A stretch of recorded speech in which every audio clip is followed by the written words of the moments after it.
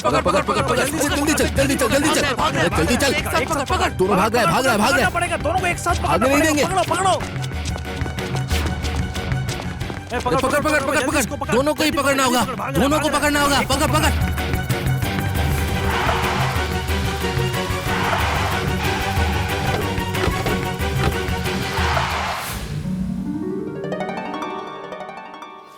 तू श्योर है कि अगर मैं तेरे साथ चलूं तो कोई प्रॉब्लम नहीं होगी?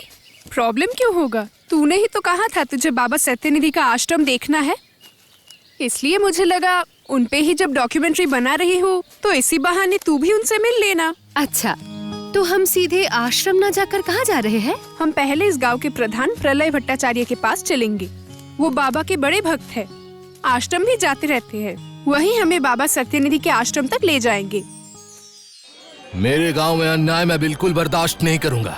समाज में जाति और धर्म सब अलग अलग किए गए हैं, इसके पीछे कुछ वजह है और इन नियमों को तोड़कर मैं इस समाज को बर्बाद नहीं होने दूंगा।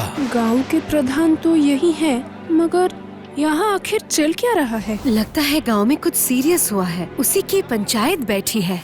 आप गांव के मुखिया हैं और हम छोटी जात के लोग।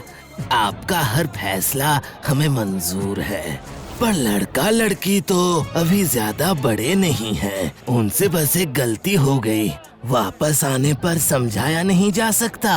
नहीं, सजा तो मिलना ही चाहिए। इतनी बड़ी गलती करके अगर सजा ना मिले तो गांव के छोटे छोटे बच्चे क्या सीखेंगे? और सजा सिर्फ तुम्हारी बेटी को नहीं मिलेगी, मेरे बेटे को भी सजा मिलेगा।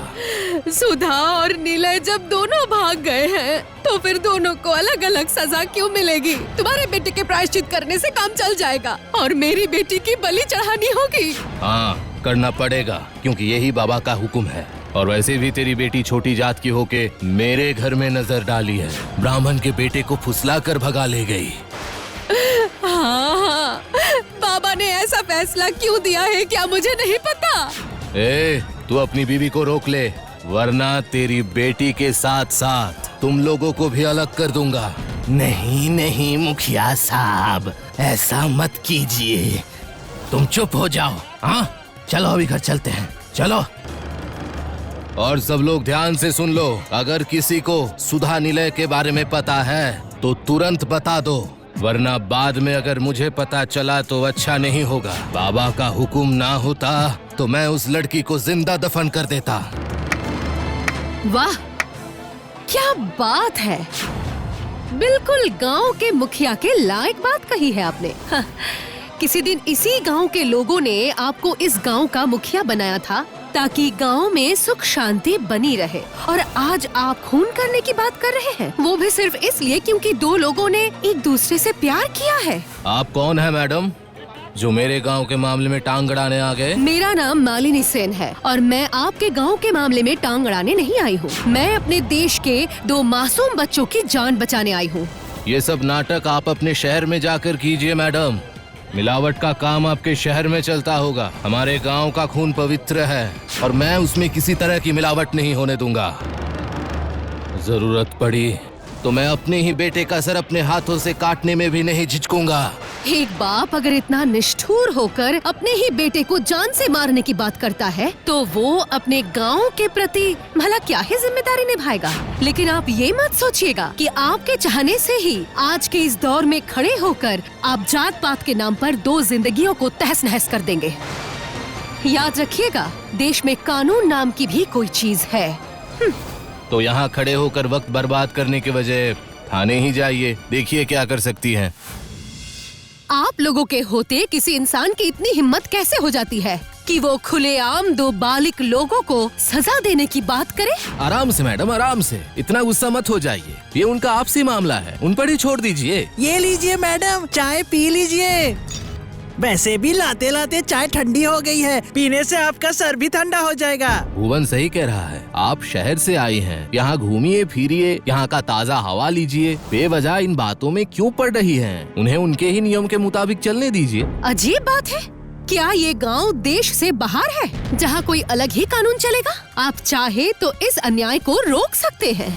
नहीं मैडम, यहाँ सिर्फ आश्रम के नियम चलते हैं, बाबा सत्यनिधि की बात ही आखिरी बात है। उनकी बात में कोई बदलाव नहीं हो सकता, सिर्फ वही अपना फैसला बदल सकते हैं। इसलिए बात को और ज्यादा ना बढ़ाकर अब घर लौट जाइए। और ये मेरा कार्ड है, कभी किसी दूसरे कारण में जरूरत हो तो इस नंबर पर मुझे कॉल करना। ठीक है, लेकिन उससे पहले मैं बाबा सत्यनिधि के पास जाऊंगी। उम्मीद है कि वो ऐसा अन्याय नहीं होने देंगे। न्याय अन्याय बस एक नजरिया है बेटी। तुम्हारे पास जो अन्याय है वो किसी और के लिए न्याय है। इसीलिए परिस्थिति समझकर न्याय अन्याय के तराजू को जरा हिलाना डुलाना पड़ता है। लेकिन बाबा, इस तरह 2 जिंदगियां बर्बाद कर देने का हक क्या किसी को है? परमात्मा का है। उन्होंने जब आदेश दिया है कि उनका शुद्धिकरण करना होगा, तब तो करना ही होगा। लेकिन आदेश तो वो नहीं दे रहे हैं, आदेश तो आप दे रहे हैं। अरे क्या कर रही है मालिनी? बाबा पर उंगली उठाई ना तो उस उंगली के साथ हाथ भी वापस नहीं ले जा पाओगे। क्रोध मनुष्य को विचलित करता है। तुम भी विचलित हो गई हो, और विचलित मनुष्य को भी मैं शुद्धिकरण कर सकता हूँ। परमात्मा के चरणों में मैं समर्पित करता हूँ। इसीलिए मन को शांत करो और जहाँ से आई हो वहीं लौट जाओ। मन अगर अशांत होगा तो बहुत बड़ी विपत्ति आ सकती है बेटी। मालिनी प्लीज चल यहाँ से। खैर, आज मैं जा रही हूँ, लेकिन हमारी फिर मुलाकात होगी परमात्मा के निर्देश पर। चलती हूँ। तू सीधा ऑफिस चला जा और यहाँ जो कुछ भी तूने देखा सब अच्छे से समेट कर एक रिपोर्ट तैयार रखना। जब मैं कहूँगी तब सबमिट करना, ठीक है? और तू, मुझे किसी ने इनवाइट किया है, मैं उनसे मिलकर लौटूंगी। अब बताइए। मैं क्या कहूँ, आपने ही तो मुझे फोन करके मेरे घर पर मिलने के लिए बुलाया था। मैं इसलिए आई क्योंकि आपने बिना किसी वजह के तो मुझे अपना कार्ड नहीं दिया होगा। यकीनन ऐसी कोई बात है जो आप थाने में बैठकर नहीं बोल सकते थे, इसीलिए आपने एक छोटा सा बहाना बनाकर मुझे कार्ड दिया था। मतलब आपके बारे में जो सुना था वो सही है। आप वाकई बहुत समझदार और हिम्मत वाली हैं। लेकिन मैडम, इस गांव में दिमाग की कोई कीमत नहीं और हिम्मत को यहाँ बेवकूफी माना जाता है। अब आश्रम से होकर आई हैं तो बाबा सत्यनिधि से मुलाकात तो हुई ही होगी, क्या समझी आप? मुझे लगा कि वो आदमी लोगों की भक्ति और कमजोरी का फायदा उठाकर अपनी ताकत का गलत इस्तेमाल कर रहे हैं। और सिर्फ इतना ही नहीं, ऊपर के अफसर भी हम पर प्रेशर डाल रहे हैं कि उन दोनों लड़का लड़की को जल्द से जल्द ढूंढ निकाला जाए। लेकिन यही तो आप लोगों का काम है, तो फिर आप लोग खुद से उन्हें क्यों नहीं ढूंढ रहे हैं? क्योंकि मिलते ही बाबा सत्यनिधि के चमचे उन्हें बिल्कुल नहीं छोड़ेंगे। लड़की को उठा ले जाएंगे और लड़के को जान से मार देंगे। ये आप क्या कह रहे हैं? सही कह रहा हूँ मैडम। पुलिस नाकाम नहीं होती, नाकाम बनकर रहने के नाटक करना पड़ता है, वरना सबको मुश्किल में पड़ना पड़ता है। लेकिन वो लड़का लड़की इस तरह कहाँ भटकते फिरेंगे? ये भी तो सेफ नहीं है। जब वो निकले हैं तो जरूर सब कुछ सोच समझ कर ही निकले होंगे। आप प्लीज इन सब में मत पड़िए। एक सच बात बताइए, आप जरूर जानते हैं ना कि वो कहाँ है? हाँ जानता हूँ, वो पास में ही उनके एक दोस्त के घर में छुपे हुए हैं। पास में ही? नहीं, तब तो वो किसी भी दिन पकड़े जा सकते हैं और उसके अलावा उनके दोस्तों की जान को भी खतरा हो सकता है। अगर किस्मत में है तो होगा, हमारे हाथ में तो अब कुछ नहीं है। नहीं, इस तरह हार मानने से काम नहीं चलेगा ऑफिसर। सबसे पहले उन्हें किसी सेफ जगह पर ट्रांसफर करना होगा। सेफ जगह? कहाँ? हमारे घर पर। इस इलाके में उनका जितना दबदबा है वहाँ वो ऐसा कुछ नहीं कर पाएंगे। लेकिन मैं उन्हें साथ नहीं ले जा सकती और मैं उन्हें फोन भी नहीं कर सकती, क्योंकि मैं श्योर हूँ कि आज के एनकाउंटर के बाद आश्रम के लोग मेरी हर हरकत पर नजर रखेंगे। लेकिन वहाँ उन्हें ले जाएगा कौन? सर,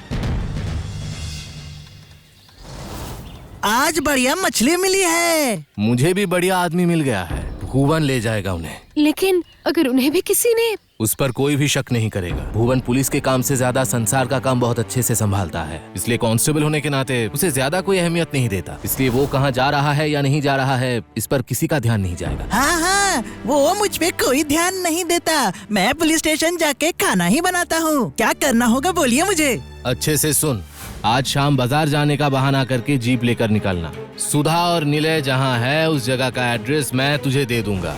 उन्हें लेकर शहर में इस मैडम के घर छोड़ आना।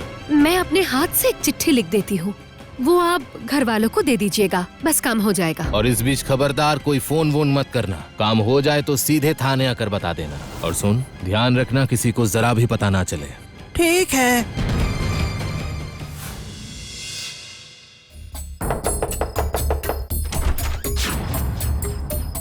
भुवन भैया आप सर ने भेजा है।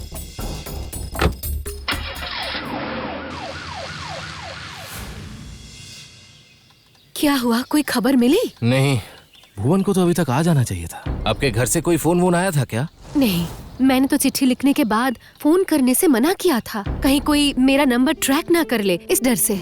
वो एक दिक से आप ठीक ही किए हैं, लेकिन भुवन अभी तक वापस क्यों नहीं आया? उससे तो आज रात ही मेरे घर में आकर रिपोर्ट करने की बात हुई थी। मुझे अब चिंता हो रहा है उसे कुछ हो तो नहीं गया। सीधा साधा आदमी इस चक्कर में जान ना गवा बैठे। सर निलय, ये सब कैसे हुआ? सुधा कहाँ है? भुवन कहाँ है? इंस्पेक्टर, मुझे लग रहा है पेट में गोली लगी है, तुरंत हॉस्पिटल ले जाना होगा। मेरे पास ज्यादा वक्त नहीं है। मैं रिपोर्ट लिखवाना चाहता हूँ। लेकिन निलय, आप मेरा स्टेटमेंट लिख लीजिए।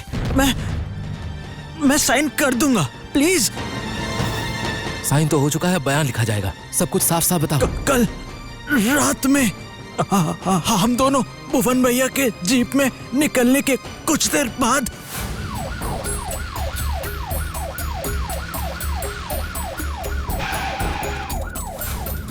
क्या हुआ भुवन भैया, यहाँ क्यों रुके? टोल टैक्स यहाँ पर? सुधा, भागना पड़ेगा। भाग रहे, पकड़ो उन्हें। पकड़, जल्दी उसको पकड़, जल्दी पकड़, भाग रहा है, पकड़, एक साथ पकड़ना पड़ेगा, दोनों को एक साथ पकड़ना पड़ेगा। रुक जाओ, मैं कहता हूँ। सुधा, थोड़ा और तेज। रुक जाओ, नहीं तो गोली मार दूंगा। प्लीज हमें छोड़ दीजिए, प्लीज, हम लोग बहुत दूर चले जाएंगे। तुम दोनों नहीं, सिर्फ वो बहुत दूर चला जाएगा। नहीं, छोड़िए मुझे, छोड़िए, उसे गोली लगी है, वो मर जाएगा। छोड़िए मुझे, छोड़िए। वही तो चाहता हूँ। नहीं, छोड़िए मुझे, छोड़िए, वो मर जाएगा। भुवन ने मेरे साथ गद्दारी की। मेरी सुधा को बचाइए सर, प्लीज सर, प्लीज बचाइए, प्लीज। निलय की ऐसे मौत हो गई, सुधा को भी बचा नहीं पाया, हम लोगों ने कुछ नहीं कर पाया। उसका बलिदान मैं बेकार नहीं जाने दूंगी ऑफिसर। आप मुझे वो कागज दीजिए, मैं जैसे भी हो सुधा को जरूर वापस लेकर आऊंगी। आओ बेटी आओ, मुझे पता था तुम मेरे शरण में आओगी, किंतु इतनी शीघ्र ही आओगी ये पता नहीं था। मैं आपके शरण में नहीं आई हूँ, मैं आपके आश्रम से सुधा को वापस ले जाने आई हूँ। जाने से क्या ले जा पाओगी बेटी? बिल्कुल ले जा सकूंगी, क्योंकि उसकी आजादी का टिकट अब मेरे हाथ में है। ये क्या है? ये निलय का बयान है। अपनी मौत से पहले आपके सारे नौटंकी और उसे किन लोगों ने मारा है वो सब कुछ लिख कर दे गया है। शुभो, पकड़ो उसे, उसके पर काटने का समय आ गया है।